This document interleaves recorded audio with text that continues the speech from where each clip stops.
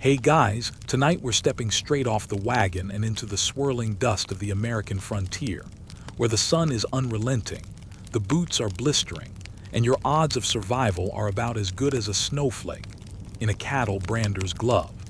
You'll feel the sun crawl across your neck, smell horse sweat and campfire smoke, and wonder how anybody ever thought this was a good idea. So, before you get comfortable, take a moment to like the video and subscribe, but only if you genuinely enjoy what I do here. Also, let me know in the comments where you're listening from and what time it is right now. Now dim the lights, maybe turn on a fan for that soft background hum, and let's ease into tonight's journey together. You arrive in the Wild West, boots crunching onto the dry-packed earth of some nowhere town with a name like Dead Mule or Hangman's Ridge. There's a warm wind carrying dust through the street, and it immediately finds its way into your eyes, nose, mouth, every exposed surface, really. You're squinting, already sweating, and someone's kid is staring at you from a porch swing with a kind of unblinking suspicion usually reserved for stray dogs. The town isn't much. A few sagging wooden buildings lean into the wind, trying not to collapse. There's a saloon, a jail, maybe a general store with a rusty sign hanging by a single nail. The air smells like manure and desperation. You hear the clink of a hammer striking metal from the blacksmith's shed, and the far-off moan of a steer being less than gently persuaded. Right now, you're realizing that there are no welcome centers, no hotels with ice machines, and no place to recharge your phone, not because it's broken, but because it hasn't been invented. The year's somewhere around 1872, give or take. Historians still argue whether the true end of the Wild West came with the closing of the frontier in 1890 or with the widespread arrival of railroads. But either way, you're right in the thick of it. And thick is a good word for the heat. It wraps around you like wet wool. There's no air conditioning, of course. You've got layered clothing because everyone's terrified of sunstroke, windburn, or just plain dirt. That iconic cowboy look. Turns out it's designed to keep your skin from falling off, not to impress. You try to duck into some shade, but the boardwalk's warped, and your boot catches, classic city slicker move. Someone chuckles behind you. A man with tobacco-stained teeth spits a glob near your foot and mutters something about greenhorns. You smile awkwardly, but he doesn't smile back. See, out here, people aren't friendly the way you're used to. Politeness is rationed, trust is earned. And you're wearing brand new boots, your skin's too clean, and you look around too much. You scream, easy target. That's when the sheriff steps out of his office. Or maybe he's the deputy. Or maybe he's just a guy with a badge and a gun and no intention of filling out paperwork. You nod at him and he just tips his hat, scanning you like he's measuring your coffin. There's no Miranda rights out here. If someone thinks you're trouble, you might just wake up face first in a horse trough. There are rules, of course, but they shift like sand dunes. Each town had its own code of behavior, and whether it was enforced depended entirely on who was in charge. Some historians argue that the West was more orderly than pop culture suggests, citing low official crime rates in many towns. But others say those stats are misleading. Many crimes went unreported, especially if the victim wasn't from around here. Like, say, you. You duck into the general store, hopping for something cold to drink. Instead, you get a lukewarm bottle of sarsaparilla that tastes like dirt and root beer had a bitter divorce. You hand over a coin, but the shopkeeper bites it, squints, and sniffs it before nodding grudgingly. Paper money? Forget it. No one trusts anything that can't clang. You're starting to feel it now. That slow gnaw of dehydration. Your throat's dry, your lips are cracking, and you're not sure whether you're sweating or just leaking hope. You try to rest on a crate outside, but it's occupied by a lounging hound dog that growls when you get too close. You back away slowly. Good decision. The dog looks like it's seen some things. There's not much to do, really. No movie theaters, no TikTok, not even a bookshop unless you count the Bible on the preacher's bench. So people work, or drink, or both. By midday, the saloon is already echoing with piano music and slurred threats. You're not quite ready for that chaos yet. You think about asking someone for directions or advice, but you're not sure who wouldn't rob you blind. And let's be honest, you stand out. Not just your clothes, but your accent, your posture, your lack of visible scars. Out here, the average life expectancy is laughably low. If disease doesn't get you, a stray bullet might. And if you somehow dodge both, the work alone could crush you. Fringe records tell us of travelers who lasted less than a day before begging to go back east, or mysteriously vanishing. Some modern historians think these disappearances were often due to bandits or vigilantes, but others whisper darker theories. Cults, disappearances in the desert, entire wagons swallowed by sandstorms. Nobody really knows. But for you, the real danger is simpler. This place doesn't want you. The land, the people, the very air, it's all testing you, watching you stumble. Your fingers are blistering just from the dry wind. Your boots are too tight. You can't tell if that guy cleaning his gun across the street is looking at you or just looking bored. Either way, you'd better move. You try to focus. You need food. Real food, preferably something more substantial than dust motes and regret. Your stomach's making more noise than the saloon piano and your head's starting to spin from the heat. So you wander toward what smells vaguely edible. Burnt beans, scorched coffee, and maybe, just maybe, meat of questionable origin. A rickety chuck wagon is parked at the edge of town, run by a leathery old cook in an apron stained with things you don't want to guess at. His name is probably Cookie because that's what every trail cook seems to be called, even if his idea of a cookie is a dry biscuit that could chip a molar. He's stirring something in a pot the size of a whiskey barrel. You ask what it is. He squints, shrugs, and answers, "Lunch." You don't press further. He hands you a tin plate with a dollop of beans, some mystery meat, and a slab of bread that could double as a roof tile. You force yourself to take a bite, and immediately learn something important. Texture matters less when your taste buds are too stunned to complain. No utensils, of course, just your hands. Your very grimy, very unsanitized hands. You think about asking for a fork, but then remember what happened the last time someone asked for fancy anything around here. They got laughed at until they left town.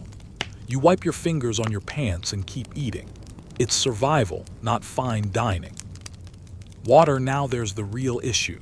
The town well looks like something out of a horror film, wooden slats, frayed rope, and a suspicious green shimmer at the bottom. The bucket comes up with something that smells like old pennies and tastes like despair. You drink it anyway, slowly, carefully, because even this could kill you. See, water in the Wild West is not your friend. It's often contaminated, full of bacteria, and occasionally laced with natural elements like arsenic or lead, especially in mining towns. Dysentery, cholera, typhoid. These weren't just Oregon Trail punchlines. They were daily realities, and they weren't exclusive to towns either. Traveling cowboys boiled their water when they could, but often they drank straight from creeks and cattle-trampled puddles. You'd probably last 3 sips before your stomach staged a violent protest. Historians still argue whether the average settler truly understood how diseases spread, or whether they simply chalked it up to bad air or curses. Germ theory was only just gaining traction in the East, and out here, most folks still relied on whiskey, prayer, and blind optimism. Speaking of whiskey, Cookie offers you some, to kill the bugs in your gut, he says. You sip it and immediately regret it. It tastes like firewood soaked in regret. But hey, maybe it'll sterilize whatever horror you just consumed. You glance around at the others eating nearby. Hardened men, sunburned and silent. A woman with sleeves rolled to her elbows, feeding 2 dirty kids who eat like they've been raised by wolves. No one's chatting. No one's smiling. This is fuel, not fun. Mealtime is fast and functional. The idea of brunch with mimosas would probably earn you a suspicious glance and a duel. And then you hear it, a coughing fit from a man across the way. It's deep, ragged, echoing across the open space. No one flinches. No one helps. Just one more man slowly being hollowed out by tuberculosis, or as they called it, consumption. It's rampant out here. The dry air doesn't help, and the lack of doctors certainly doesn't either. You instinctively hold your breath for a few seconds, even though you know it's pointless. The germs are in the wind. And yet, for all the danger and discomfort, there's something oddly poetic about it. The rough simplicity. The way survival strips everything down to its rawest form. You need food. You need water. You need shelter. And everything else. Just noise. But poetic or not, you're already starting to feel your body revolt. Your stomach gurgles ominously. The beans were definitely off. You ask Cookie where the outhouse is, and he just points vaguely toward the horizon. Don't step in a gopher hole, he adds, thanks. The outhouse, when you find it, is a wooden shack with a half door and the smell of generations of bad decisions. No toilet paper, naturally. Just a few pages torn from an old Sears catalog nailed to the wall. You're not sure whether to laugh or cry. You settle for cursing softly under your breath. Modern plumbing, a luxury you will never take for granted again. Even the act of washing your hands becomes a challenge. There's a rain barrel nearby, covered in a thick skin of algae. You splash some water on your hands and immediately wish you hadn't. It smells worse than the outhouse. Back at the chuck wagon, Cookie is already packing up. You thank him, he grunts in reply, and you sit on a nearby stump, trying to decide whether to throw up or pass out. Probably both. And here's the kicker, this isn't a bad day. This is normal. This is life day in and day out for thousands of people who braved the frontier. They didn't have protein bars or filtered water bottles. No refrigeration. No delivery apps. Just what they could hunt, grow, or barter. And even then, success was never guaranteed. There's a fringe anecdote, buried in an old settler's journal, about a man who traded his only horse for a jar of pickled eggs because he hadn't had protein in 2 weeks. He died 2 days later from food poisoning. Some say it was botulism. Others say it was bad luck. Either way, that's about the survival rate you're working with. So how's your appetite? You try to stand up from that stump, but the friction between your clothes and your skin gives you pause. Everything's chafing. Your thighs, your waist, even your elbows. It turns out dressing for the Wild West is less about looking cool and more about not dying from exposure, snakebite, or sheer filth. Let's talk fashion. You're wearing several layers because that's what people did.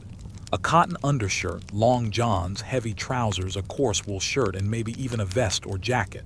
In the middle of a blazing summer day, it feels like you've been shrink-wrapped in a furnace. But back then, it was survival wear. Your clothes are protection from the sun, from thorns, from insects, and yes, from other people's suspicious eyes. Nakedness or even short sleeves. That was for the uncouth or the unlucky. You reach for your hat to adjust it and realize it's done very little to keep the sun off your neck. Your scalp's prickling from heat. That iconic wide-brimmed cowboy hat you picked up. Sure, it looks good in movies, but it's also made of felt, and it holds heat like an oven mitt. You trade it for a sun umbrella if you didn't think someone would shoot you for the suggestion. Meanwhile, your boots are staging a rebellion. High leather, stiff soles, and no arch support whatsoever. They were built to ride in, not to walk in, which is a problem because you've done a lot of walking. Your heels are already rubbed raw. You sit to check the damage and find a blister the size of a silver dollar. You're not even halfway through the day. Back in the 1800s, most clothing was wool, leather, or coarse cotton. It wasn't breathable and it certainly wasn't moisture-wicking. And everything was handmade or ill-fitted, unless you were rich. Which, let's face it, you're not. You're not even dust-covered enough to look like someone worth robbing. You think about changing clothes, but change into what? People owned 1 or 2 outfits total, maybe a Sunday best if they were lucky. Laundry was a weekly ordeal, often done by hand in rivers or in big pots over open fires. Soap was lye-based, harsh enough to strip your skin as easily as dirt. Oh, and undergarments. Don't get too excited.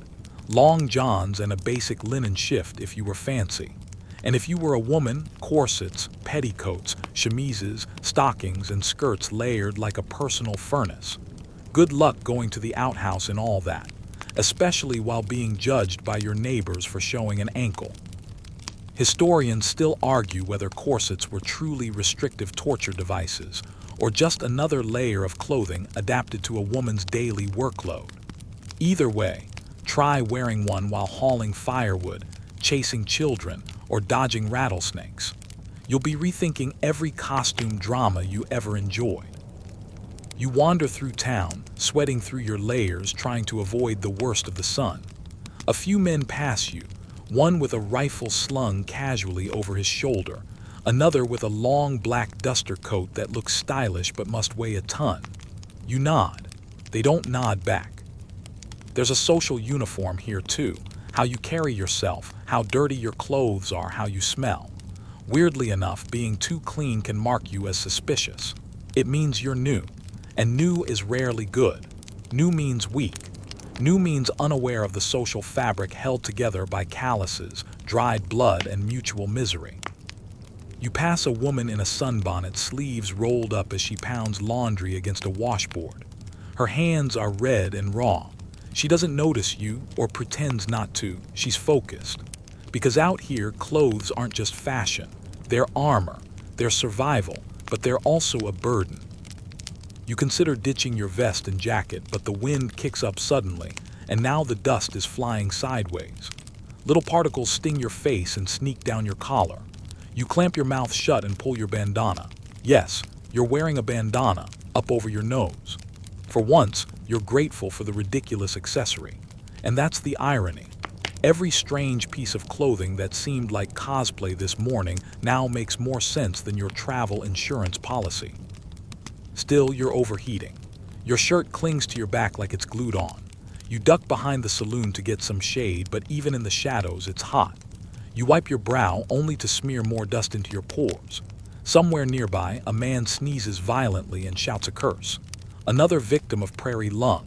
What we now know might have been chronic silicosis from breathing in too much dust over time. But at the time, just one of those things folks accepted, like back pain or dying at 42. There's a quirky tidbit for you. People in the West often used urine to set dyes in clothing. Not a myth, not a joke. It was called chamber lye and was considered practical, even economical. Just imagine hanging your laundry and wondering if the warm smell of nature was just a summer breeze or something more. Personalized. You start walking again, brushing your arms and legs as you go. The constant itching is unbearable. The truth is, lice and fleas were pretty common. People often boiled their clothes just to kill off the critters. You suddenly understand why everyone here seems to scratch like it's a nervous tick. And you haven't even made it to nightfall yet, when the real misery begins. By the time you reach the edge of town again, you're drenched in sweat, sun-scorched, and your boots feel like they're filled with wet sand and spite. You sit on a rock, tug at your collar, and sigh. You wanted the Western look. Now you've got it. The heat, the stink, the grit, and the sheer, relentless discomfort of it all. And still, this was everyday attire. People worked 12-hour days dressed like this, on horseback, in mines, on homesteads, with no synthetics, no ventilated fabrics, no blessed cotton poly blends, just wool, leather, and nerves of steel. You've got about 6 hours of daylight left, and by now, even your clothes hate you.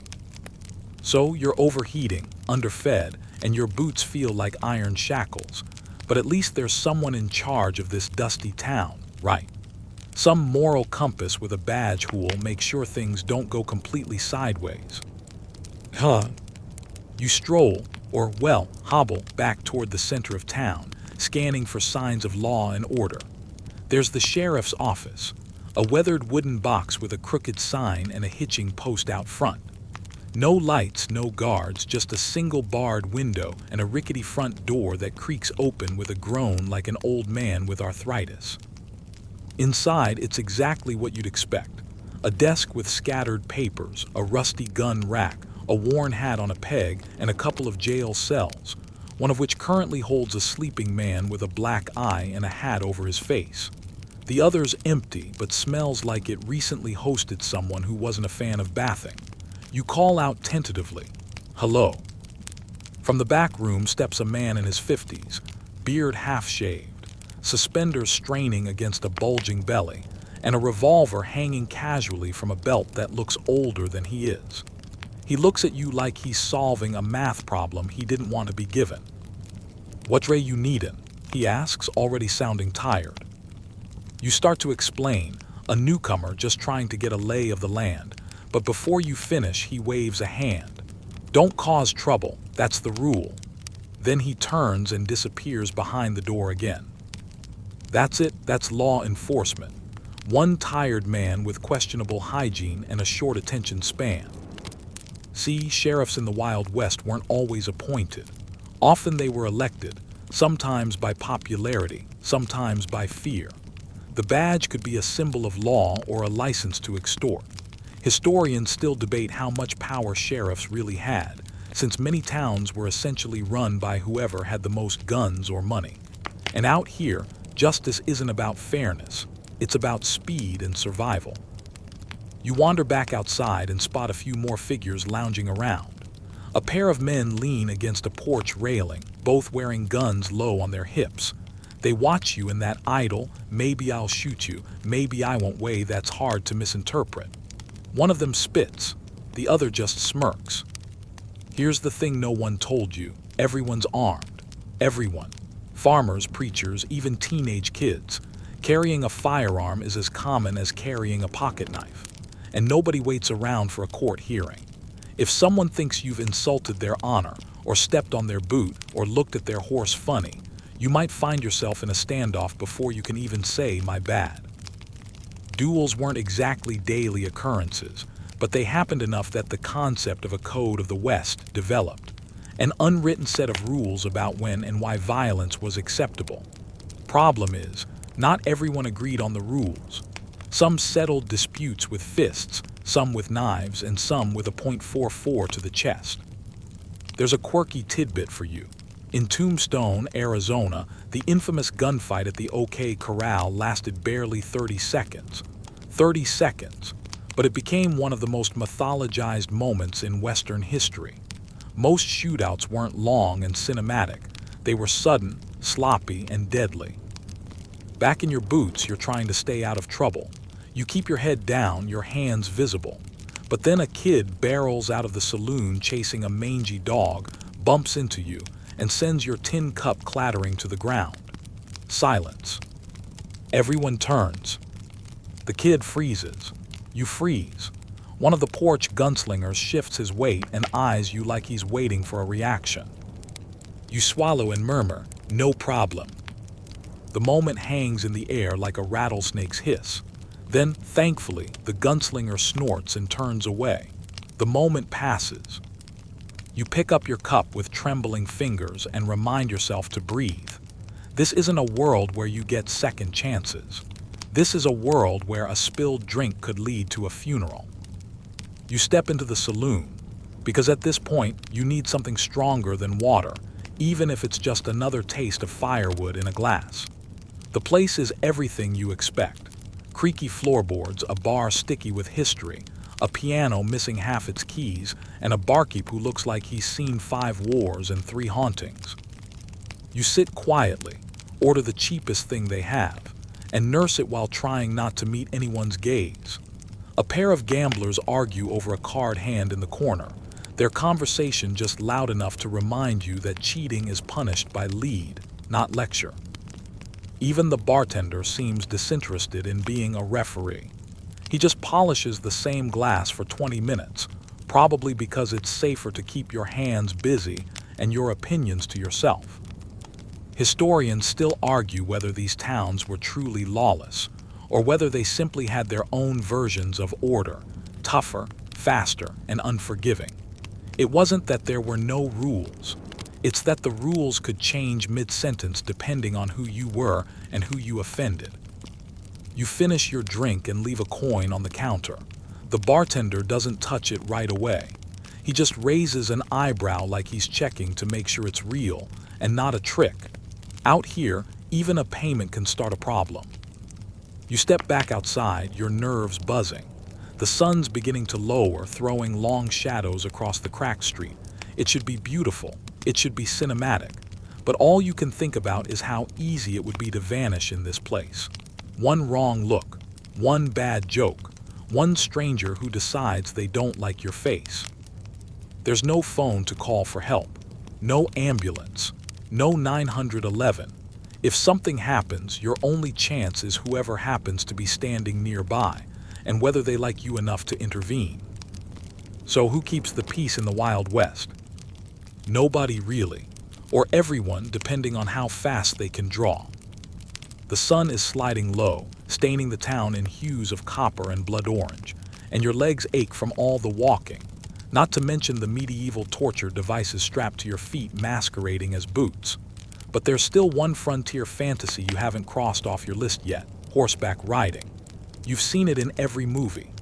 Cool strangers riding into town, spurs jangling, dust rising behind them, leather creaking like a symphony of toughness. You're picturing yourself astride a noble steed, hat tipped just so, maybe nodding silently as you pass through town. Except, well, your first problem is the horse. You're standing in front of a corral now. The animals inside don't look like the Instagram-filtered creatures you imagined. They're scrappy, half-wild, with burrs in their manes and eyes that size you up like you owe them money. A wiry teenager, probably no older than 16, but with the shoulders of someone who's wrestled actual mountain lions, looks up from brushing a dun-colored mare. "Need a horse?" he asks, smirking like he already knows you have no idea what you're doing. You nod, trying to appear casual. "Something gentle," you say. He doesn't laugh, but his silence is worse. A few minutes later, you're face to face with a shaggy, stocky Mustang named Beans. You're told Beans is good with city folk. What that actually means becomes clear the second you try to mount. Beans shifts, huffs, and steps sideways at the exact moment your foot hits the stirrup. You make a noise that's part grunt, part prayer, and somehow, miraculously, you don't fall flat. You haul yourself into the saddle, but not gracefully, more like someone trying to climb a tree while being electrocuted. And then you're up, perched like a sack of potatoes trying to play cowboy. Your knees are already screaming. Your thighs, about to meet a level of soreness typically reserved for medieval torture victims. The boy gives Beans a little slap on the flank. "He'll test you," he says. "Just don't panic." Test you? Oh, he will. Because Beans takes off at a brisk trot that rattles every vertebra in your spine. You bounce in the saddle like a rag doll on a jackhammer. There's no rhythm, no grace, just pain, panic, and dust. See, riding a horse isn't like riding a bike. You're not in control, especially not at first. Your body isn't used to moving with the animal. You grip the reins too tight, which just annoys him. Your feet don't know what to do, and your balance is laughable. You try to pull back gently. Beans doesn't listen. You try again, harder this time. Now he stops completely and jerks his head as if to say, "Make up your mind, genius." There's a fringe report from a frontier diary that describes someone getting dragged half a mile because they dismounted poorly and got their foot caught in the stirrup. You think of this often during the next 10 minutes as you try to stop Beans from either bolting or bucking. Historians still debate whether the average person in the Old West could ride as well as the Hollywood cowboys of legend. Some say the skill was widespread. Others argue it was mainly the working class, cattle drivers, couriers, and cavalry, who really knew what they were doing. One thing's for sure, you're not in that group. Eventually, Beans decides he's had enough. He stops near a trough and snorts, letting you know that whatever adventure you thought you were having is officially over. You try to dismount with as much dignity as possible. You don't succeed. Your boot catches. Your leg cramps. You slide halfway down, then drop the last foot with a grunt that attracts the attention of a nearby chicken. The chicken looks unimpressed. You limp back to the boy and hand over the reins, trying to pretend you had a great time. He doesn't buy it. And let's not forget the risks involved. Horses bite, they kick, they get spooked.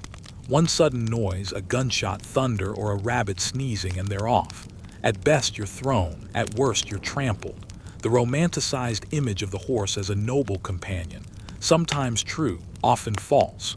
A horse is a 1,000-pound creature with a mind of its own, and you, dear listener, are barely managing your own limbs today. As you limp away from the corral, the muscles in your thighs already turning to jelly, you realize something. This is how people traveled. For miles, days, weeks. In rain, in dust, in saddle sores so severe they made people ride standing up. You're craving a car right now. Heck, even a scooter. Anything that doesn't poop in front of you while glaring like it's your fault. And here's the kicker. Owning a horse wasn't even common for everyone. Many settlers walked, or shared one horse for the entire family, or relied on wagons which were slow, expensive, and wildly uncomfortable. You think airplane seats are bad? Try riding 20 miles in a wooden box over rocks, potholes, and the occasional skeleton. You stagger back to town, every step a fresh reminder of your mistake. A few cowboys chuckle as you pass. One tips his hat and says, "First time." You manage a weak nod. He grins, "You'll learn or you'll stop trying." You're not sure which is worse. You've survived breakfast, dehydration, chafing, and a near-death rodeo with a horse named Beans. Now you're wondering, how did people in the Wild West even stay in touch? How did they know where to go, what was happening, or whether their family 3 states away had survived that snake bite they wrote about last spring? Simple answer, they didn't. Or if they did, it was slow, spotty, and deeply frustrating. You wander over to the town's modest post office, or rather, the dusty corner of the general store where a single wooden cabinet holds a stack of letters, a few cracked envelopes, and a register the size of a coffin. A wiry woman with a scowl and ink-stained fingers glances up from her ledger. "Looking for someone?" she asks. You explain you're trying to send a message, maybe to let folks back east know you're still alive. She sighs and slides a sheet of lined paper toward you along with a stub of a pencil. "No ink today," she mutters. "You want that sent out, it'll ride with the next mail wagon, might be a week or 3. That's the Wild West postal system for you, a slow-moving game of chance. Mail routes often relied on horseback couriers who had to deal with weather, bandits, rough terrain, and horses that sometimes wandered off mid-shift. Some routes only saw mail delivered once or twice a month, and even then, that was assuming the person you were writing to hadn't moved 3 towns over in the meantime. You scribble your message, something like "still alive, sweaty, regret everything, love me," pass it back. She eyes it, folds it, then tucks it into a slot labeled "out." You ask how much it costs. She names a price that's 3 times what you expected. No, stamps weren't always cheap. And that's assuming you even had a standardized currency to pay with. Some towns accepted coins, others bartered. You could trade a sack of flour for postage if the clerk was hungry enough. Then there's the telegraph, a more immediate but incredibly cryptic way of getting a message across the miles. You shuffle over to the town's telegraph office, a squat building that smells like hot metal and stress. Inside, a man with a monocle and a twitch is clacking away on a Morse key with alarming speed. You wait patiently, then not so patiently. Finally, he stops, looks up, and says, "Message." You try to explain your situation, but he interrupts. "Short, real short, that's how it works." So you compose a note in your head. How do you compress your current state of misery into a dozen words or fewer? You go with, "Alive, need boots, horse hates me, water undrinkable, send help." He nods, taps it out, then demands more money than your last saloon drink. And that was overcharged already. See, telegrams were priced per word.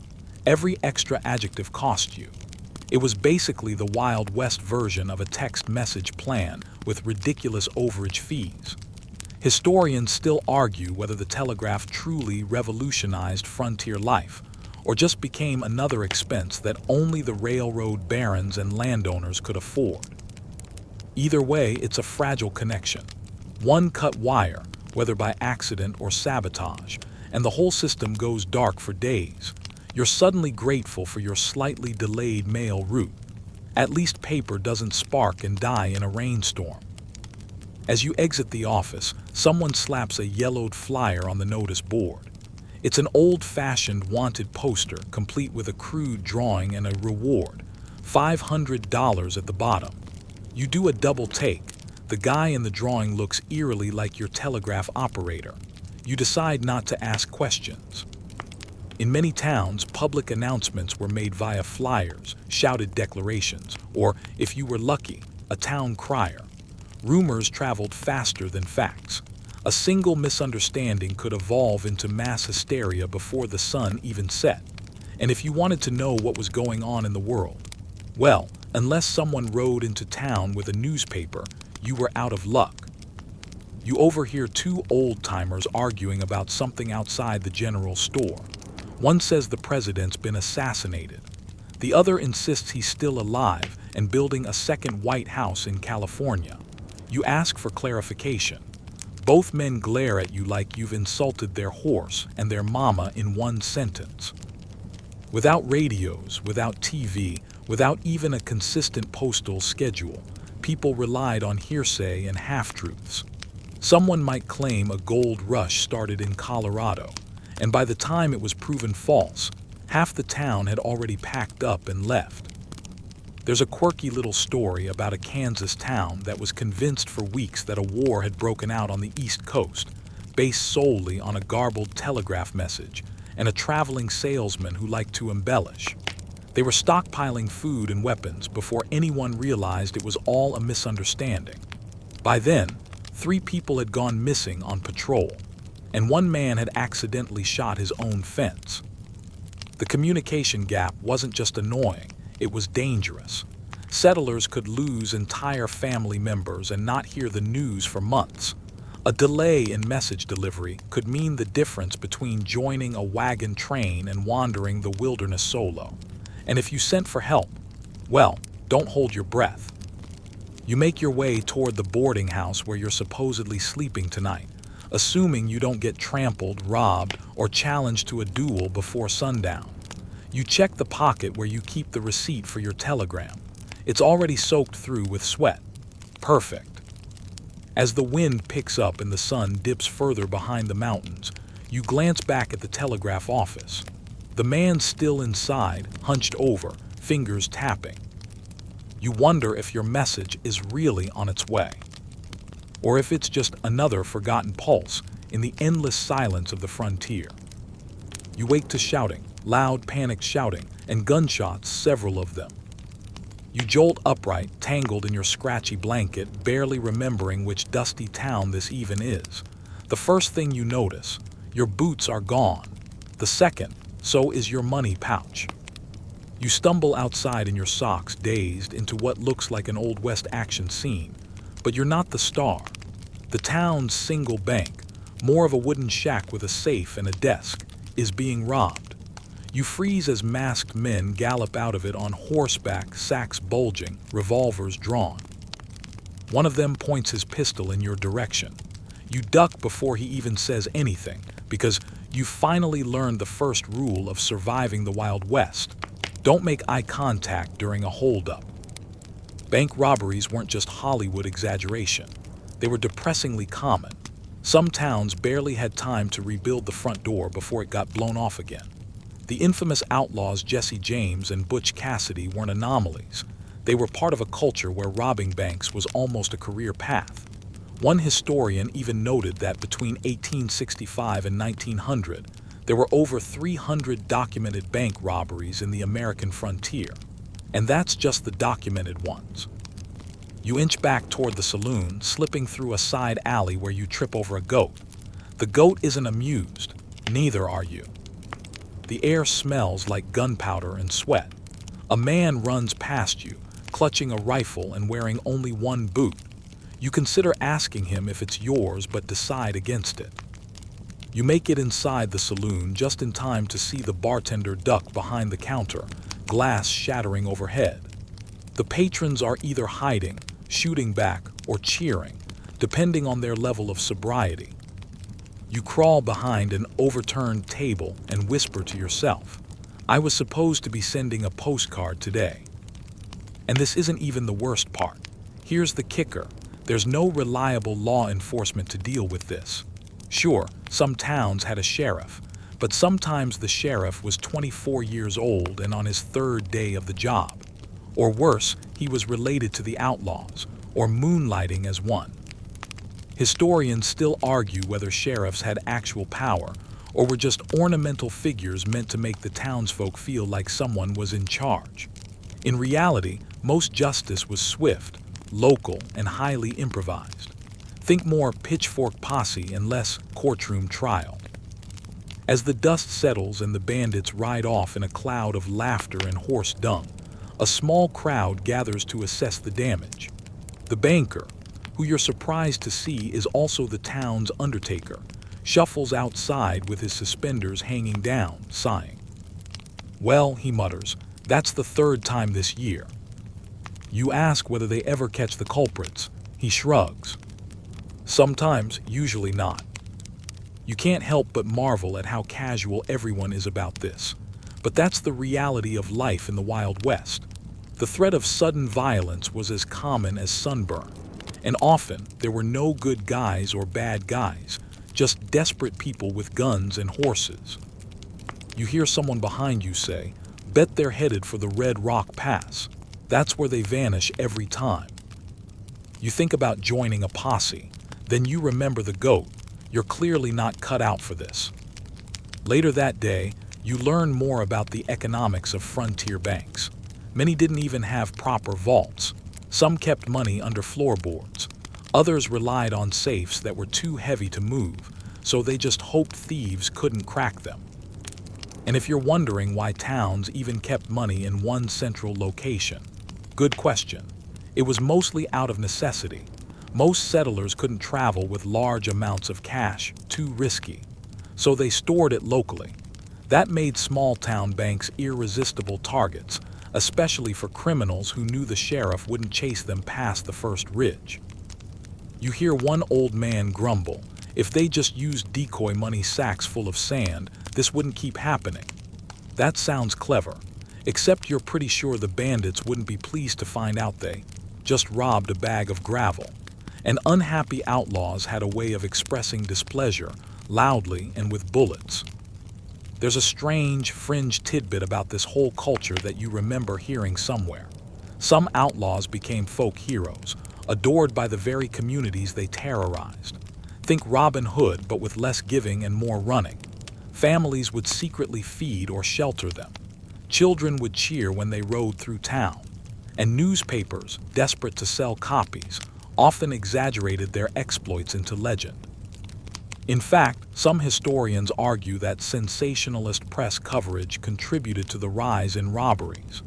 Make a criminal look glamorous, and suddenly every disgruntled cowboy with a six-shooter thinks he's the next Billy the Kid. You slump on the saloon steps as evening falls. A man beside you offers a flask. You decline, partly because you're still recovering from the last time, partly because you suspect it's just kerosene with a hint of cinnamon.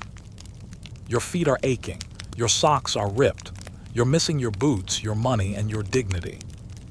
And the bank, it's already being patched up by two teenagers and a carpenter with no hammer.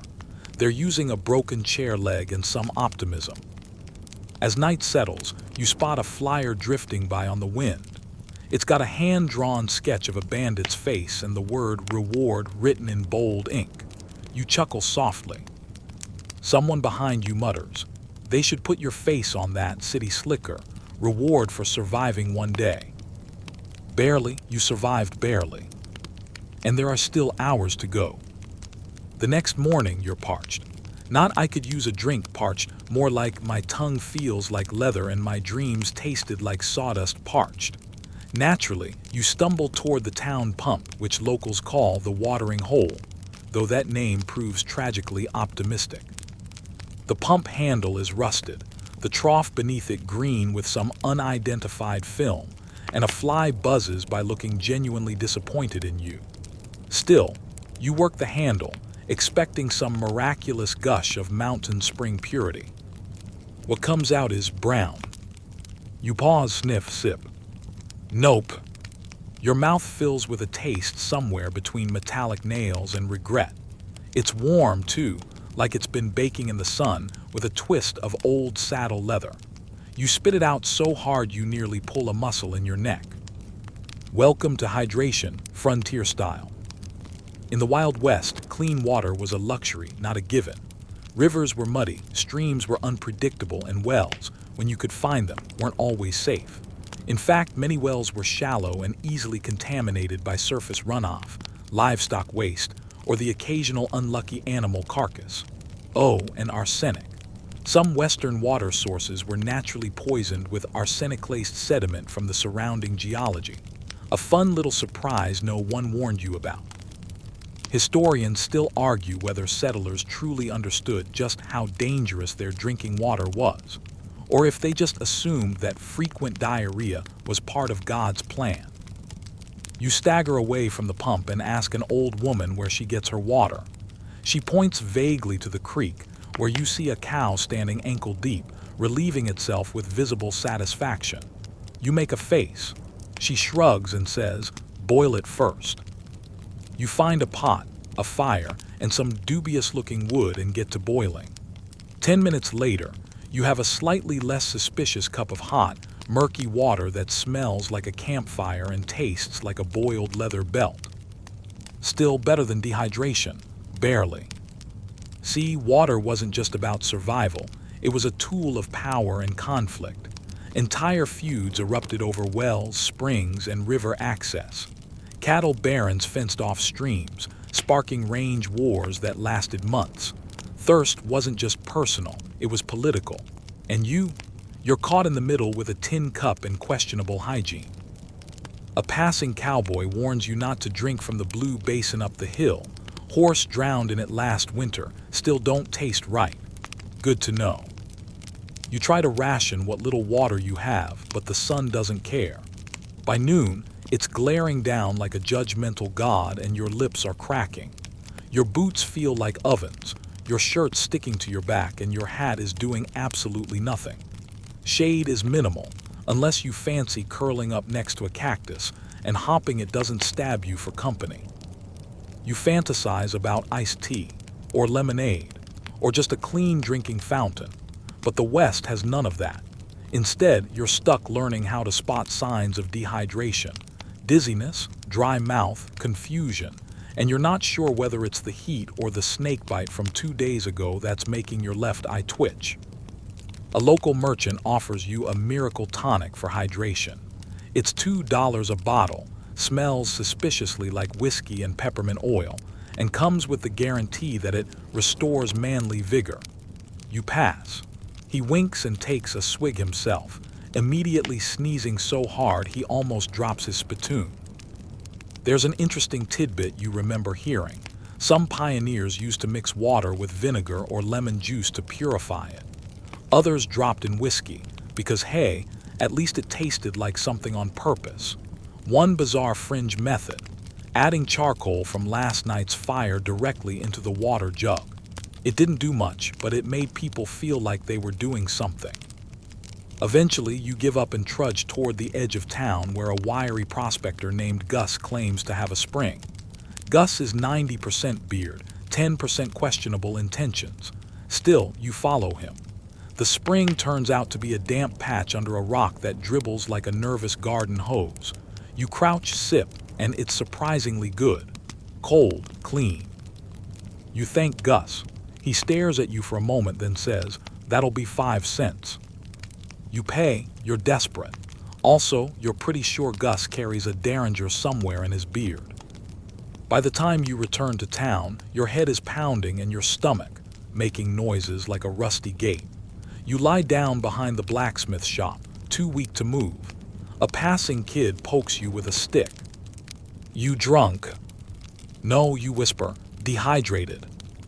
He looks puzzled. "Drink the rain barrel." You sit up wide-eyed. There's a rain barrel. Sure enough, behind the church, half shaded by a bent cross, sits a barrel half full of water. You rush over and drink, cool, sweet, and only slightly dusty. The best thing you've tasted in 2 days. You exhale. For the first time since arriving in this sunburned survival test, you're not actively dying, just slowly fatting. Even water, the most basic requirement for life, is a hazard here. It's unreliable, hard-won, and more often than not, suspiciously chunky. As you wipe your mouth with a trembling hand, you hear a nearby preacher mutter, "The Lord giveth, but not through that pump he don't." You smile, sort of, and vow never to take a faucet for granted again. You're still basking in the glory of your miraculous sip from the rain barrel when the dusty street begins to pulse with music, fiddles, footfalls, and a faint whiff of bad decisions. The town saloon has opened its doors, and like moths to a flame or flies to a spittoon, the locals begin drifting toward it. You hesitate, maybe just a peek inside, a cool drink, a shady seat, a break from the relentless sun and snake-related paranoia. You step through the batwing doors and immediately realize two things. One, it's hotter inside than it is out. Two, every eye turns to look at you like you're either lost or lunch. The piano player doesn't miss a note, but the barmaid pauses, sizing you up. A man at the far end of the room, missing 2 fingers and exactly half an eyebrow, snorts into his whiskey. So this is the Wild West Saloon, romanticized in every Western you've ever seen. Brass rail bar, swinging doors, maybe a card game in the corner. But the air hits you like a punch: smoke, sweat, spilled beer, cheap perfume, and something meaty, unidentifiable, possibly alive. You take a cautious step forward. Saloons were the heartbeat of Western towns.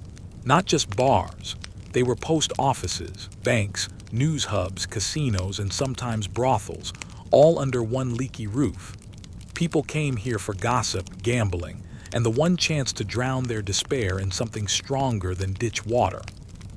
You make for the bar, where a man with a handlebar mustache the size of a broom sizes you up. He gestures with his chin.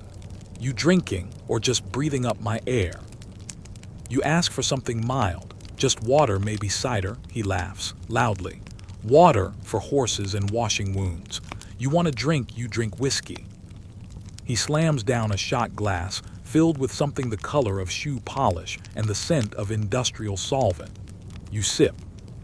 Your throat tries to leap from your body. The bartender watches without sympathy. "That'll be 20 cents.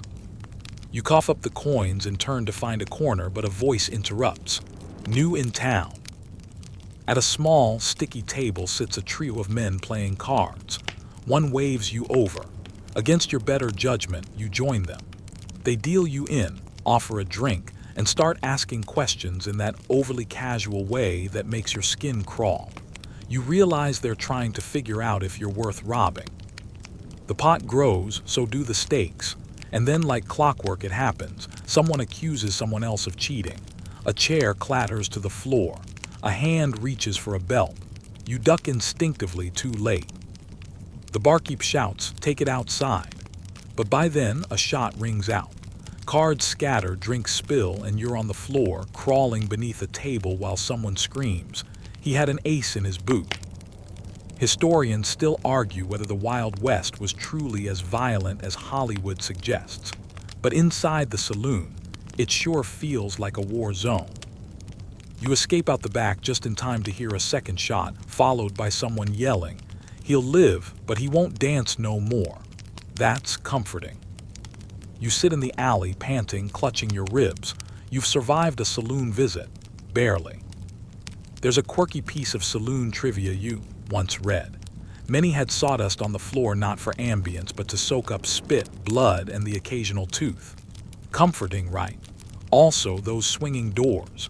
They weren't about flair, they were cheap, easy to install, and provided just enough privacy to make a person feel welcome or unwelcome. A lady in a velvet dress and too much rouge stumbles out the front door, laughing hysterically and holding a bottle by the neck like a club. She winks at you. You flinch. She stumbles off. You crawl back to the main road. A few onlookers give you nods of approval. Surviving your first saloon incident earns you a sliver of street cred, it seems. You're not entirely sure if you were almost shot, robbed, or simply part of the ambience. But you are sure of one thing: saloons are not safe spaces. They're volatile stew pots of alcohol, desperation, and itchy trigger fingers. Back at the rain barrel, you wash your face and rinse the blood off your sleeve. Not yours, thankfully, you think. A kid on the porch next to you grins and says, "You should have seen the last fight. One guy bit the other guy's ear off, spit it in the piano." You blink, did he die? Nah, the kid says, played better after that. You decide you've had enough community engagement for one day. Your limbs ache, your stomach churns, and you're not even sure what time it is. But you are sure of this.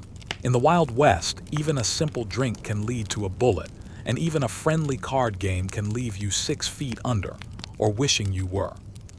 Still, you can't help but admit there's a strange thrill in surviving the chaos. Just maybe next time, stick to the rain barrel.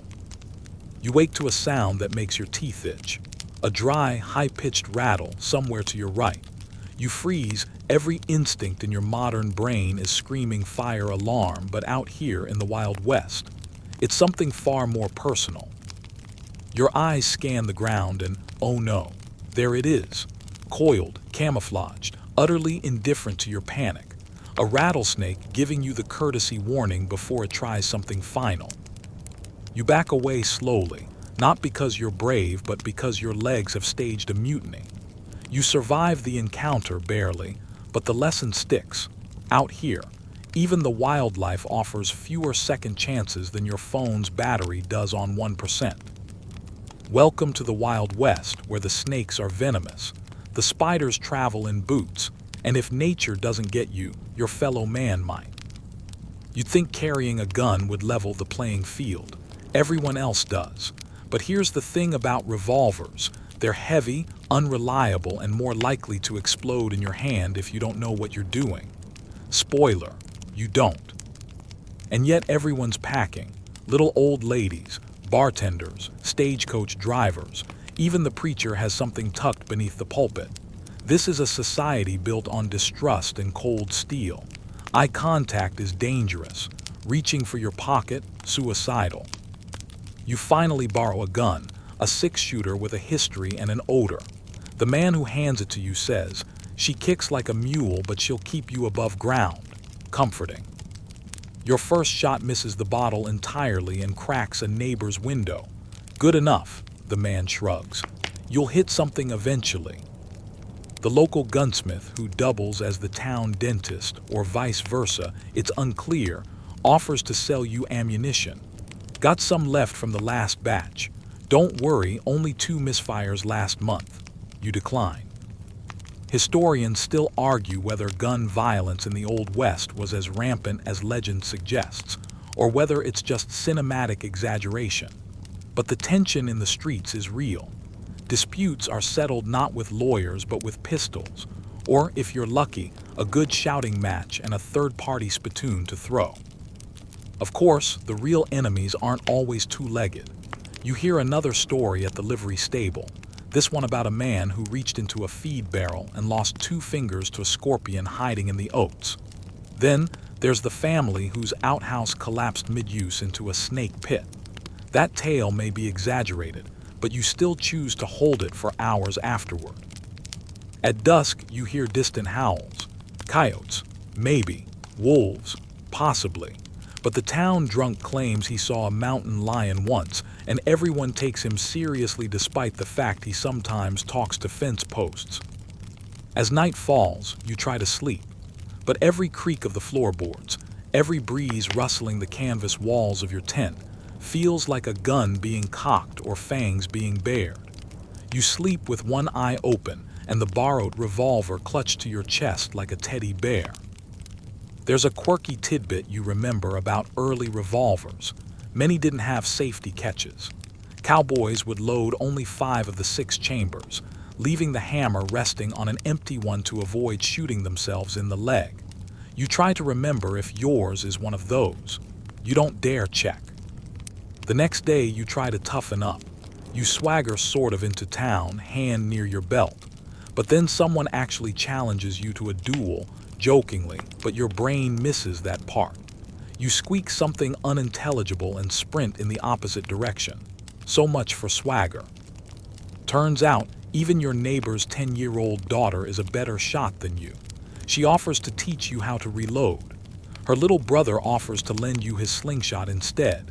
Safer for everyone, he says, with sincere eyes and an oddly mature tone. Every interaction is a calculated risk. Step on someone's boot, get glared at. Glare back, maybe get shot.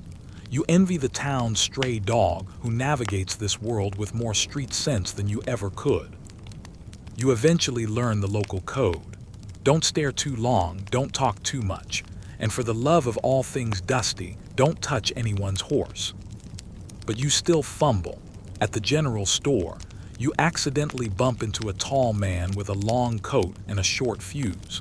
He looks at you like you're already halfway buried. You mutter an apology and back away so fast you trip over a sack of beans. Later you hear he's a bounty hunter, or a dentist, or both, no one's sure. You finally ask someone how they all seem so calm. The answer, we're not, we're just too tired to flinch. By now you've accepted that everything is out to get you. The elements, the locals, the snakes, the medicinal whiskey, and your own clumsy fingers. Still, you've managed to avoid serious injury, for now. That snake bite kit you keep in your pocket, a placebo. The bite cure most folks swear by involves whiskey, prayer, and a knife, usually in that order. You eye your revolver again, unsure whether it's your last line of defense or just another liability. And just when you begin to think maybe, just maybe, you're getting the hang of this Wild West chaos, you overhear a man talking about the rattlesnakes that climb. Yes, climb trees, roofs, fences. You sleep indoors that night, on a table, clutching your boots. The sun hasn't even risen, and you're already regretting every life choice that led you here. You're standing in the middle of a dusty paddock, surrounded by a sea of cattle, restless, snorting, wide-eyed slabs of meat with hooves that could crush your bones like dry twigs. Welcome to the cattle drive. The trail boss, a leathery man named Buck who hasn't smiled since the Confederacy lost, gives you the once-over and says, "Try not to die." Then he spits in the dirt and mounts his horse. That's your orientation. You're not even sure what your job is. Flank rider, drag rider, breakfast fetcher. It doesn't matter. You're here to move hundreds of cows across hundreds of miles, and the cows have no interest in cooperating. And remember that horse that hated you back in dreams. Congratulations. You're assigned her twin sister, equally spiteful but now with saddle sores and a bad attitude. As the herd lumbers forward, you quickly realize two things. Cow pies are everywhere and they are steaming. There is no dodging them. They live on your boots now. You are a walking cologne of methane and regret. The saddle chafes. Your thighs scream. You discover muscles you never knew existed, and they all hate you. You ask Buck if there's a break soon, and he just laughs until he coughs. Historically, cattle drives became necessary after the Civil War, when demand for beef in the East exploded. Texas had cattle. The North had money. The Great Western Cattle Trail was born. But romanticized as it's been, the truth is this. It was long, it was filthy, and it was dangerous. Drives could last up to 3 months, and every day felt like survival roulette. And speaking of danger, let's talk stampedes. One rogue clap of thunder and the entire herd can turn into a wall of death moving at 25 miles per hour. You learn this firsthand when a cowboy sneezes too loud and the cattle bolt. The ground trembles. The air thickens. You drop the reins, yell something unheroic, and cling to your horse as the herd surges around you like a tidal wave of steak. Somehow you survive. Barely. Your hat does not. Later that evening, as everyone sets up camp, you're handed a tin plate and some spoon-resistant beans cooked over a sputtering fire. The cook is named Slim, and he adds chili powder to everything, including, you suspect, your canteen water. You ask if there's dessert. He hands you a crust of something unidentifiable and says, "Eat it or feed it to the coyotes." Coyotes, yes, because at night the cattle aren't your only concern. Predators prowl the edges of camp, eyes gleaming in the darkness. You're told to keep watch in shifts. Your watch starts at 2 a.m. Of course it does. The others hand you a lantern, a rusty rifle, and a casual good luck. You sit in the cold, trying not to fall asleep, listening for hoofbeats and howls. In the far distance, someone is singing a lullaby to the herd, soft, repetitive, soothing. It's called a night song, and it's meant to calm the animals. It calms you too, until something slinks just out of the firelight and you remember your bait. Oh, and let's not forget weather. On day 4, you get caught in a thunderstorm. There's no shelter. The ground turns to soup.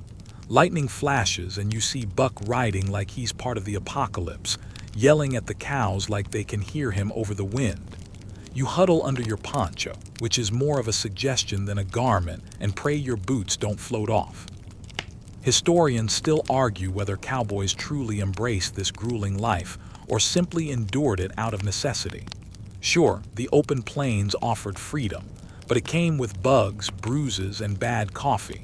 Lots of it. One fringe tidbit you overhear from another cowboy involves tick bites causing meat allergies. You laugh until he shows you his swollen arm and half-empty bottle of snake oil cure. You stop laughing. Your hands are blistered from rains. Your nose is sunburned.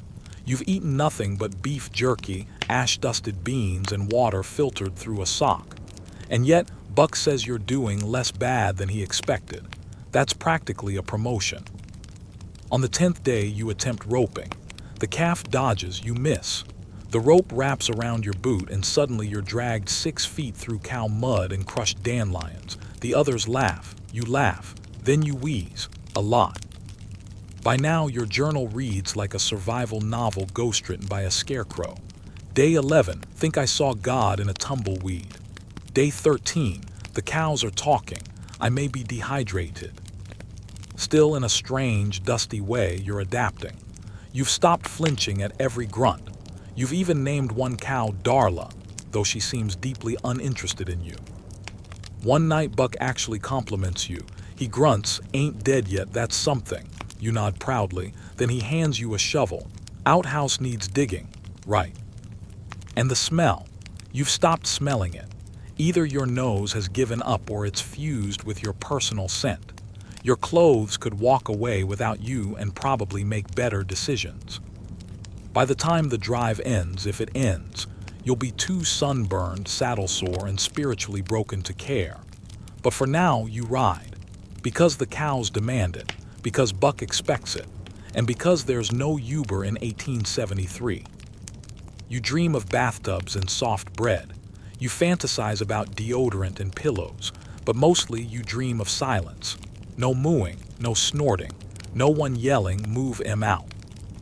And if you survive long enough to see the stockyard gates and collect your $3 wage, you'll still have one question left. Was this worth it? No, but it makes for one heck of a bedtime story. You wake up the next morning barely able to move. Your ankle is swollen from yesterday's rope fiasco. Your backside is a mosaic of saddle bruises, and your right hand twitches involuntarily every time someone says "giddy up." You hobble to the fire pit, clutching a cup of soot water Slim insists is coffee, and someone suggests seeing a doctor. You laugh, then realize they're not joking. There is, in fact, a doctor in town. Well, sort of. He's also the barber, the undertaker, and occasionally the town fiddler. But hey, he has a sign that says Sawbones, MD, so how bad could it be? You soon find out. He greets you with a toothless grin and a bloody apron that's doing very little to protect the rest of his clothes. His medical tools sit on a table: rusty pliers, a bone saw, a jar of leeches, and what appears to be a melon baller. His assistant is his nephew, aged 12, and his anesthesia involves a belt to bite and a bottle of whiskey. You explain your sprained ankle and are promptly asked if you prefer amputation today or tomorrow. You joke, "Is there a third option?" And he says, "We can cauterize it instead." With what? A branding iron, he adds cheerfully. Medical care in the Wild West wasn't exactly cutting edge. You're living in a time where germs are still a maybe concept. Louis Pasteur's discoveries exist, but haven't quite made it this far west. And while the idea of sterilizing instruments is gaining traction in Europe out here, it's more like wipe it on your sleeve and keep going. You try asking for a second opinion. He nods and brings in his mule. You decline. Instead, you settle for wrapping your ankle in a filthy bandage soaked in some kind of homemade liniment that smells like turpentine and regret. Don't walk for a few days, he says, which would be great advice if there were anywhere to not walk. But this is the West. No sidewalks, no crutches, just a cane fashioned from a broken shovel handle and a half-sympathetic pat on the back. You limp your way to the saloon, thinking maybe a quiet drink will help. Instead, you find the same drunk gambler from earlier waving his revolver at a mirror, claiming it insulted his mustache. You sit at the bar anyway, because hey, when your ankle's about to swell to the size of a cantaloupe, dodging bullets becomes secondary. That night, you try to sleep on a straw-stuffed mattress in a bunkhouse crawling with bedbugs. There's a jug of moonshine in the corner labeled night medicine, and you consider it, strongly. You take a sip and immediately understand how people ended up believing in ghost coyotes and cactus demons. You're halfway to seeing them now. Historically, Wild West medicine was a chaotic blend of guesswork, folklore, and opportunism. Some towns had reputable doctors trained back east, but they were rare. Most medical professionals relied on herbal remedies, superstition, or more often, heroic levels of amputation. Better to cut it off than let it rot was the unspoken motto. One fringe remedy you hear about while limping through town involves placing a red-hot horseshoe near a wound to burn the bad air away. You ask if anyone's ever tried it. A man with one eyebrow and half an ear nods slowly. You decide not to follow up. You attempt rest, but the pain in your ankle pulses in rhythm with the crickets outside. You count them to pass the time. 1, 2, 17, 1,000. At some point, your bunkmate starts sleep-talking about buffalo taxes, and you briefly consider crawling into the stable to sleep beside the horses. The next morning, things look no better. The ankle is worse. You consider asking the doctor again, but remember his eager smile when he mentioned the bone saw. No thanks. Instead, you drag yourself to the general store, which also sells health tonics brewed in the back room. The label promises relief from gout, melancholy, and feminine nerves. You try it. It tastes like peppermint and cough syrup. You wait. Nothing happens until your left eyebrow starts twitching and doesn't stop for 4 hours. Historians still argue whether the scarcity of quality medical care in the Old West was due more to geography, economics, or sheer cultural mistrust of science. Some say pioneers relied so much on home remedies because they had no choice. Others argue it was pride, a stubborn belief that hardship made you stronger, even if it killed you. Back at the bunkhouse, someone hands you a poultice made from mashed cactus and pine pitch.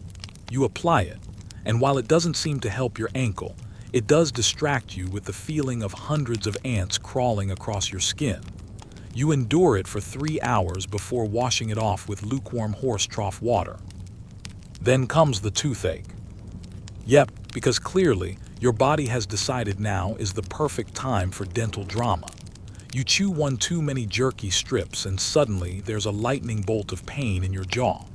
You revisit the town doctor barber fiddler, and without asking, he pulls out a pair of blackened forceps and says, "Open wide." You run.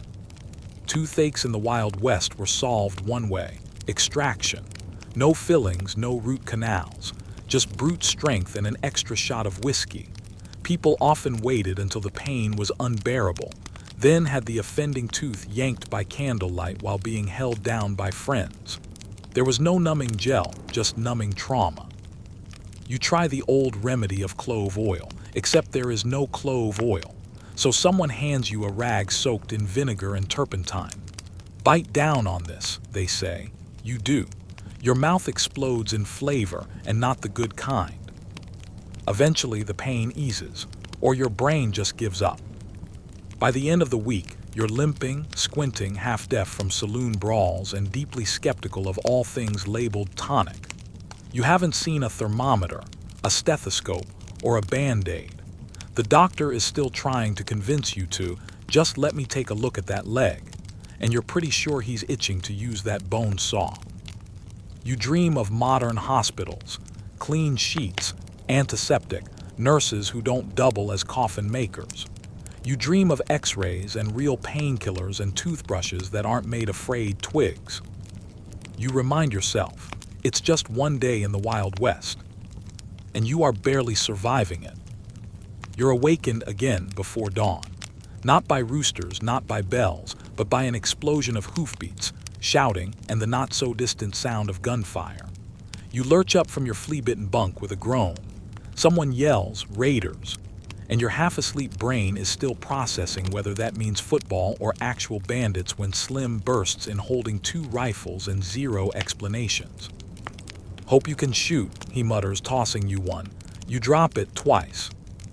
Welcome to the Wild West's version of a neighborhood dispute, armed and uninvited. See, security back then wasn't a matter of padlocks and motion lights. It was survival through deterrence. You didn't own your land. You defended it. The threat of violence lurked constantly, whether from cattle rustlers, claim jumpers, or desperate men who thought robbing a homestead would feed them better than farming ever could. And law enforcement, well, the sheriff might be out of town or asleep or drunk, sometimes all 3. You manage to limp outside. Your sprained ankle throbs, but fear is an excellent motivator. A few ranch hands are already crouched behind barrels, aiming toward the hills. You do the same, though your weapon wobbles like a tuning fork. Then comes the shouting. A group of riders storms into view. They're masked, hollering, and clearly in the mood for mayhem. One starts setting fire to a haystack. Another fires into the air just for fun. You are officially in a standoff, and no one is handing out scripts or second takes. You fire once, you miss, badly. Someone nearby mutters, "City folk." You think you've offended them, then realize you are the city folk. Historically, raids like this were terrifyingly common. Some were personal vendettas, feuds that had festered for years. Others were just about resources, cattle, water, tools. And sometimes someone just wanted your horse. No one was above it. Even prominent outlaws like Jesse James or the regulators gained a certain romantic infamy despite being, well, actual criminals. You duck behind a trough as bullets splinter a nearby beam. The horses panic. A dog starts barking so furiously you half expect it to pass out. There's chaos, smoke, and that uniquely Western sense that this entire situation is somehow just part of life. One of the ranch hands charges forward. You don't know his name. You've just been calling him Beard. You watch him charge headlong into a scuffle, fist first. There are no tactical plans, no negotiations. Just dirt, sweat, and a feral kind of bravery that makes you feel like a soggy bread roll in comparison. Eventually, the raiders scatter, not because they're defeated, just bored. They leave as fast as they came, shouting insults and firing a few parting shots. One bullet wings the weather vane off the barn. Another hits a stew pot which somehow launches chili across the front porch. The air smells like soot and beans. You sit down, hard. Your hands are shaking. No one says much. There's a shared look of we're still alive, and then everyone gets up and starts repairing things like nothing ever happened. Because here's the real kicker. That wasn't a once-in-a-lifetime event. That was a Tuesday. Security in the Wild West was largely DIY. Towns often formed vigilante groups or hired private gunmen to protect themselves. Justice was more about what you could enforce, not what the law said. Historians still argue whether this created a stronger sense of community or just normalized chaos. Some towns had early warning systems, a bell, a horn, even a lookout posted on a ridge. But most of the time you were caught flat-footed, like today. You try to help rebuild the front fence, but your ankle gives out. Someone pats your shoulder, offers you a slug of rot-gut whiskey, and tells you it builds character. You're not sure if they mean the whiskey or the gunfight. Later back in town, you ask the sheriff what happens next. He shrugs. Maybe we catch him, maybe we don't. That's the full report. Turns out the Wild West had more holes than Swiss cheese when it came to actual policing. Even when they did catch someone, punishment varied wildly. Jails were few, trials were optional. Vigilante justice, like hanging from the nearest tree, wasn't rare. And sometimes the lawmen were worse than the criminals. One lesser-known tidbit you overhear is about deadlines, literal lines drawn around certain towns. Outlaws had until sundown to leave or face immediate execution. It sounds theatrical, but some frontier towns enforced it with chilling regularity. Cross the deadline and you crossed into gunfire. You think back to the gunfire this morning. You think about how your hands still shake. You think about the so-called good old days and realize those days weren't good. They were just old. You also think about locks. Simple, modern locks. In this world, you'd kill for a padlock, but most homes just had a bar across the door, if that. Protection came from dogs, guns, or how many cousins you had who could shoot straight. That night you sleep with the rifle beside you, or try to. Every creak, every hoot from an owl, every distant coyote cry makes your heart jump. You're hyper-aware, paranoid, exhausted. This wasn't just a bad day. It was the normal price of living on the edge of civilization. People weren't braver back then. They were just forced to pretend they were. As you finally drift off, one last thought crosses your mind. You've survived cholera water, horse politics, outlaw encounters, snake oil, amateur doctors, and now a full-blown raid. And it's not even the last section of this nightmare. The morning frost hits your face before your eyes even open. Your breath fogs in the air as you exhale under a pile of stiff, woolen blankets that smell like mildew and goat. Your bones ache. Every part of you hurts in ways you didn't know existed. Welcome to winter in the Wild West, a slow, biting descent into discomfort, dread, and hypothermia. You stumble out of bed in your long johns, which have frozen at the ankles overnight.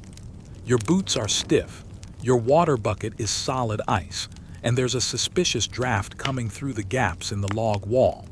Who needs central heating when you've got a fireplace that barely warms the floorboards? You try to get a fire going. It takes 6 attempts, half a blister, and all your remaining dignity. The tinder is damp. The wood is stubborn. Eventually, the flame catches, and you crouch in front of it like a medieval peasant who just discovered sorcery. The warmth is precious and fleeting. You might cry, but the tears would freeze. Winter out here is not the romantic snowscape from old paintings. It's wind that slices through layers. It's frostbite waiting to pounce.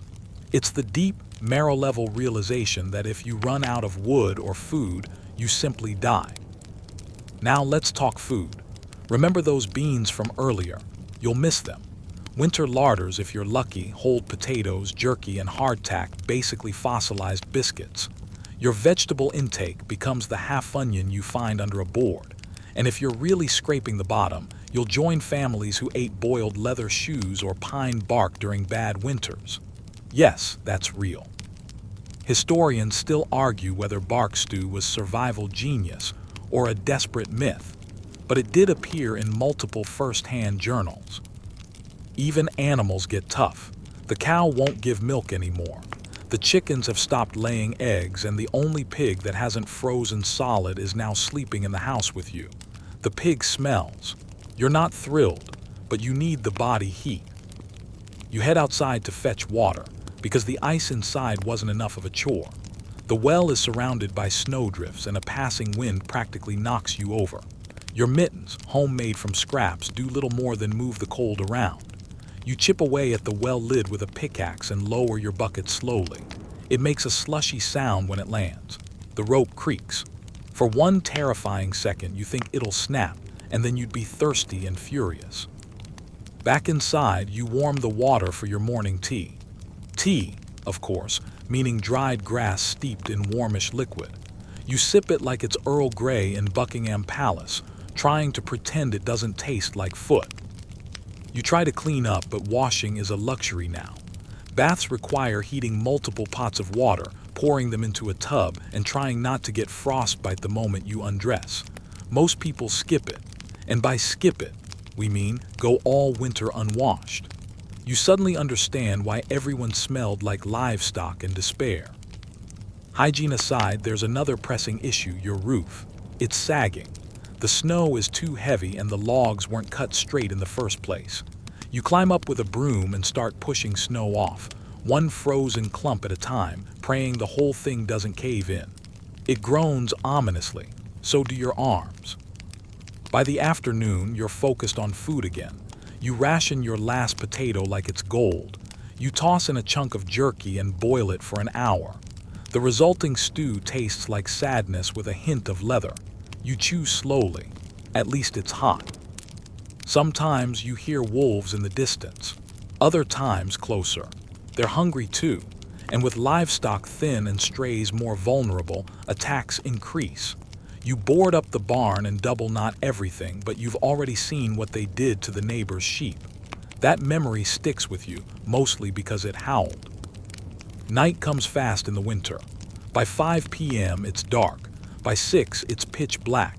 You light a candle, wrap yourself in 3 blankets, and listen to the wind scream through the cracks in the wall. There's no comfort, just survival. Even the calendar turns against you. Christmas. You're lucky if someone remembered. No gifts, no feast. Just a few hymns, maybe, and a crust of bread.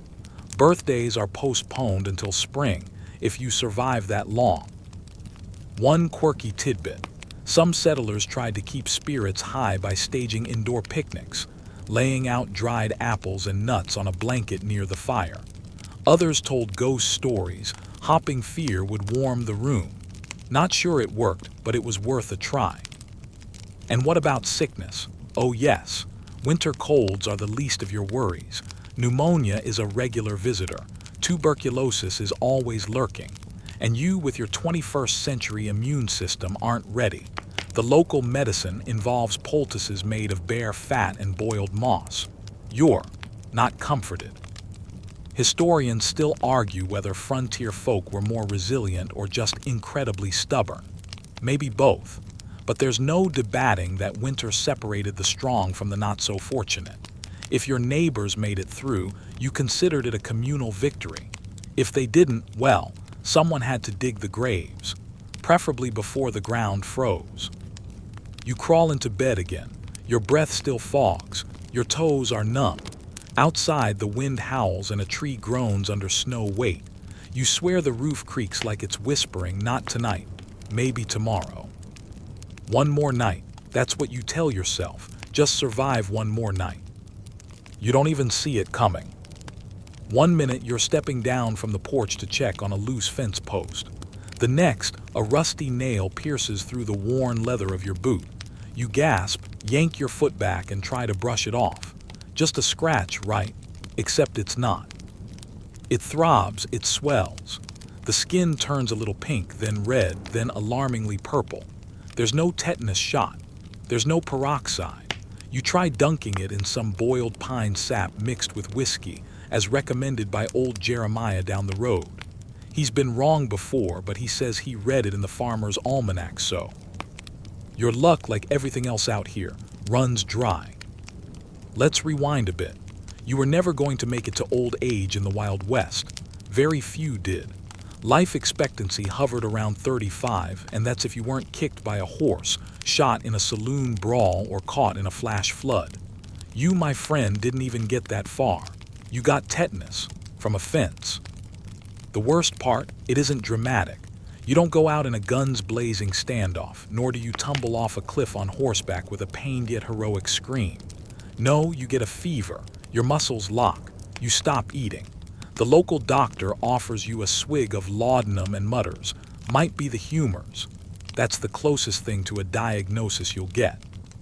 Historians still argue whether frontier medicine was better than nothing or actually made things worse.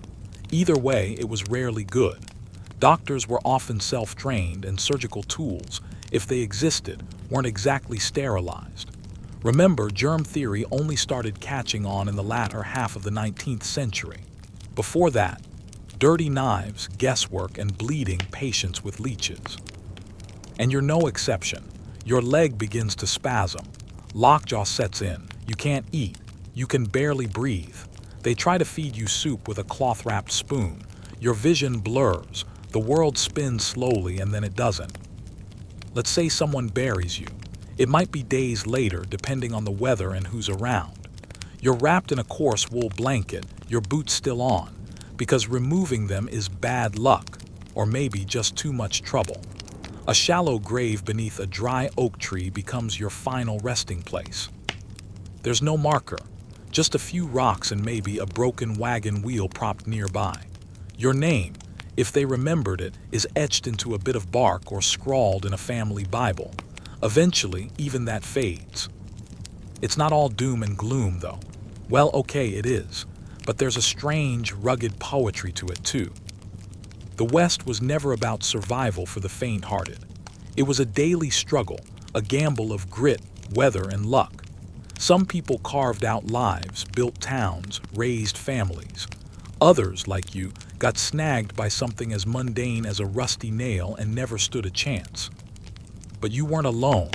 Thousands came and went with little more than a cough or a creaky fence separating them from the afterlife. Yet they still came. They still built. They still dreamed. You tried too. You just happened to be extremely unequipped. One quirky frontier burial tradition. Boot Hill cemeteries, those infamous graveyards scattered across the American West, named because folks were often buried with their boots on. It became a shorthand for violent or untimely deaths, gunfighters, gamblers, drifters. You technically qualify, minus the gunfight. And what about the myths? The Wild West was never really as wild as the dime novels made it seem. Outlaws were fewer than legend suggests. Most towns were sleepy and quiet, but the danger, that was real, and it was usually mundane. A fever, a fall, a bad tooth. Death came slow and often with silence. So that's it. No posse rides out to avenge you. No harmonica wails gently in the background. Just the sound of wind, the creak of the old tree, and maybe, if someone passes by in a few years, a momentary pause as they glance at the rocks, tip their hat, and wonder who you were. You wanted the West, you got it. And now the wind grows still. The dry prairie hushes around you, cicadas softening their chorus as the last light fades from the sagebrush horizon. Whatever drama the day held, the nail in the boot, the saloon chaos, the whisper of coyotes just beyond the fence line, it no longer matters. Because in the end, the Wild West doesn't really care who you were. It was never about the hero riding into the sunset or the outlaw with the mysterious past. It was about survival. Simple, brutal, exhausting survival, and more often than not, the West won. But here, in the quiet of night, we can let the roughness fade. The clatter of hoofbeats, the heat on your neck, the sound of boots on brittle floorboards, all of it slows, like a fatting dream. The stars overhead are steady, infinite, soft pinpricks watching from a world far removed from outhouses and open graves. You gave it a shot. You braved the grit and the grit spat you back out. But even in your dusty failure, you became part of something bigger. A land shaped not by legends, but by ordinary people trying their best and often falling short. So rest easy now. The wind is gentle, the fires burned low, and your story, like so many others, is folded into the long memory of the frontier. Let your breath grow slower. Let your muscles loosen. Let the weight of the day drift off your shoulders like the last wisps of smoke curling from a tin chimney. You made it through the tale, even if not the day. Sweet dreams.